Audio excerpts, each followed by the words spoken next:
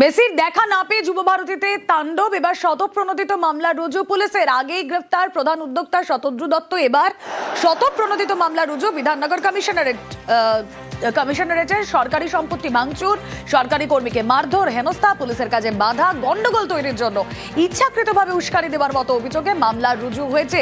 অনুপ চক্রবর্তী রয়েছেন সঙ্গে। অনুপ, গতকালকেই একেবারে পরে কিন্তু দেখা গেল যে বিধাননগর পুলিশের পক্ষ থেকে শতদ্রু দত্ত, যে মেসি ইভেন্টের মূল উদ্যোক্তা, তার বিরুদ্ধে কিন্তু শতপ্রণোদিত মামলা রুজু করা হলো, যেখানে একেবারে একাধিক ধারায় একাধিক ধারায় কিন্তু মামলা রুজু করা হয়েছে। শুধুমাত্র তাই নয়, এক্ষেত্রে দেখা যাবে যে একেবারে বিনা প্ররোচনা থেকে শুরু করে বিভিন্ন রকম গন্ডগোলের সূত্রপাত থেকে শুরু বিশৃঙ্খলা বলে যে পরিস্থিতি হয়েছিল, একাধিক ধারায় কিন্তু এই মামলা রুজু করা হয়েছে।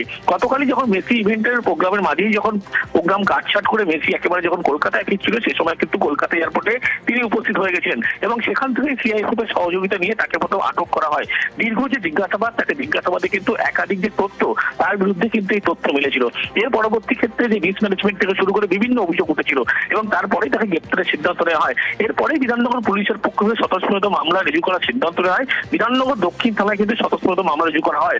এই মামলার পরিপ্রেক্ষিতে একাধিক ধারায় কিন্তু এই মামলার বিএনএ চারটি যখন রুজু করা হয়, মামলা দেওয়া হয়, পরবর্তী ক্ষেত্রে তাকে আদালতে পেশ করা হয়। 14 দিনের পুলিশি হেফাজতে কিন্তু পুলিশের পক্ষ থেকে একাধিক ধারায় মামলা দায়ের করার পরবর্তী ক্ষেত্রে হেফাজতে আবেদন জানানো হয়েছিল।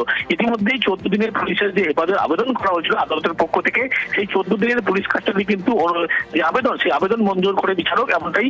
এবং যদিও এই যে গোটা ঘটনা যে অভিযোগ উঠে আসছে, মূল যে উদ্যোক্তা শতদ্রু দত্তের বিরুদ্ধে, তিনি কিন্তু গোটা মিসম্যানেজমেন্ট করেছিল, পুলিশকে অন্ধ করে রাখা হয়েছিল, গোটা বিষয় কিন্তু পরিষ্কার হচ্ছিল। হ্যাঁ, পুলিশের কাছেও কিন্তু যে জিজ্ঞাসাবাদ, সেই জিজ্ঞাসাবাদে তিনি কিন্তু বারবার এই তথ্য অস্বীকার বা তথ্য গোপন করেছিলেন। এর পরবর্তী ক্ষেত্রে গ্রেপ্তার, তারপরেই শতদ্রু মামলা রুজু করা হয় পুলিশের পক্ষ থেকে। ওকে।